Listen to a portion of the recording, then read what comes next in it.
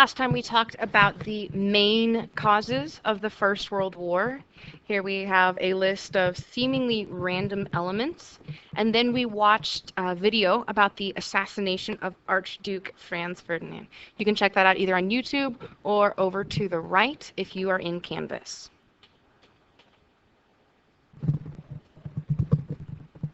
Okay, so once you have watched that video, just the main facts, the main characters in it, we have Archduke Francis Ferdinand, otherwise known as Franz. He is the heir to the Austro-Hungarian throne. His uncle is the current emperor, so it means his uncle didn't have sons or they died. He's the unexpected heir. And his goal really was to modernize the failing Habsburg dynasties, especially when it comes to Serbia.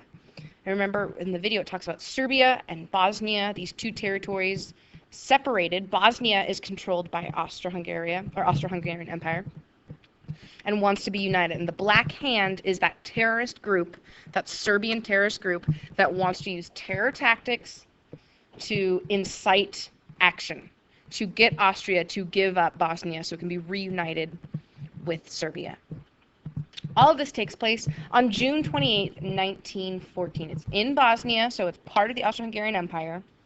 And we have the Black Hand, state-sponsored terrorists. The Serbian government is running this group, and our main assassin is Gavrilo Princip. So we saw the whole thing. We have to get this whole group of assassins. The first time the plot fails, and thanks to that sandwich, I mean, what if he'd wanted a piece of pizza? Good thing he wanted a sandwich. He was in the right place at the right time, or rather, the wrong place at the wrong time. 19-year-old Gavrilo Princip. So he kills Franz Ferdinand and his wife. He is, you saw the photograph in the video of the moment he was captured, and he will spend the next 4 years in prison and will ultimately die from that tuberculosis that they mentioned in the video. So this really is the spark that will ignite the powder keg, ignite all of these tensions that have been building, or these main causes. The assassination of the Archduke is what sets all of this in motion. He's lit the fuse, and now we're just waiting. It's a matter of time until it all blows up. So about a week after the assassination, the funeral's taken place, Germany gets involved. Germany wasn't involved. It was between Austria and Serbia. But Germany says, Austria, we had that friendship bracelet. We have an alliance. And they give them what's known as a blank check. If your grandma writes you a check for Christmas but doesn't write an amount in, you can write whatever amount you want in. This blank check from Germany means that whatever Austria needs, Germany will back her up. If it's people, if it's arms, if it's soldiers, Germany is there to support Austria. Once Serbia realizes that Germany gets involved, they panic, and they look to Russia. Remember, they're looking for that nationalism, Mama Bear Russia. While the Serbians didn't want to be controlled by Russia, when they get in trouble, they look to her. This never happens with teenagers and their older siblings or their parents, right? We never try and push off those people who are trying to control and care about us until we get in trouble. That's exactly what Serbia does. They're going to look to Russia for assistance. Hey, Mom, I don't like what that guy's saying. Mom, help me out. Talk to my teacher. My teacher's bullying me. So Russia's way of helping is to start preparing her army. All of these Russians are going to start getting ready.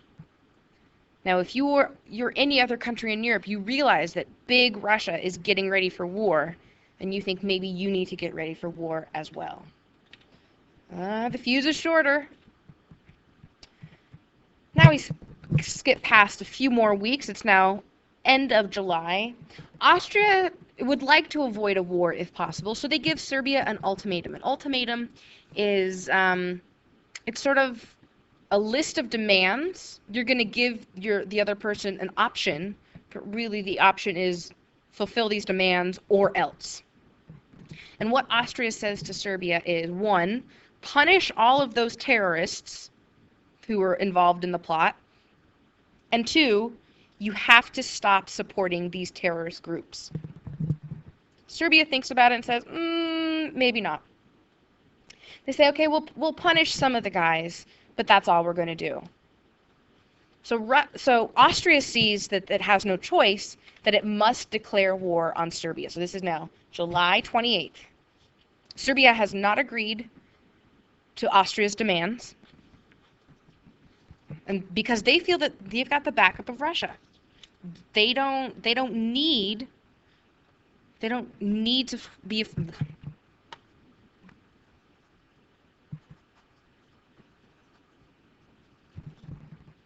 So on July 28th, Austria sees no choice but to declare war on Serbia. And Serbia is small and pretty powerless. It would make sense that they should give in to Austria's demands. However, they have Russia. They know that they have that backup. Oh no, fuse is getting shorter. Then that blank check from Germany comes into play. Germany then declares war on Russia. So it starts off between Austria and Serbia, and now the two allies get involved. Russia, realizing that its military is not as advanced as Germany's, panics. And it calls one of its allies, France. Hey, France, over on the other side of Germany, help us out. We are calling in that friendship. Remember the bracelet we wove? That we put those beads on? France, we need your help. Germany sort of hears these rumblings, these goings on, and says, France, mind your business. France, you're not involved in this. There weren't any French people involved. You aren't sort of one of these close allies. Stay out of it. France doesn't back down, so Germany declares war on France. So this is just a snowball effect. Germany declares war on France and is going to get to France by way of Belgium. They're going to take a shortcut through Belgium. Maybe they were hungry, they wanted some waffles or some fries or some chocolates. But you can't just send your army marching through another country. That is an invasion. That's not just, a shortcut. So by invading Belgium, in a way, Germany has declared war on Belgium. And Belgium's small. They haven't hurt anyone except the Congolese. And they have big friends as well. Belgium has a friendship with Britain. So now Britain gets all upset. This is why it's called the Tangle of Alliances. All of these friendship, all of these relationships, everyone calling in favors. And on August 4th, Britain declares war on Germany.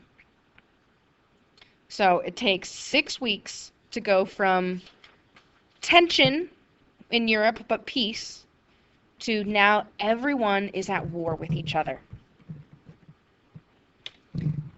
So it's just all of these tensions that have been building for decades, they're going to come to a head. And it's going to blow up. Even today, historians are still talking about this question, and they were talking about it 100 years ago in 1914. Who is to blame? We have all of these countries at war, and you need someone to blame for it.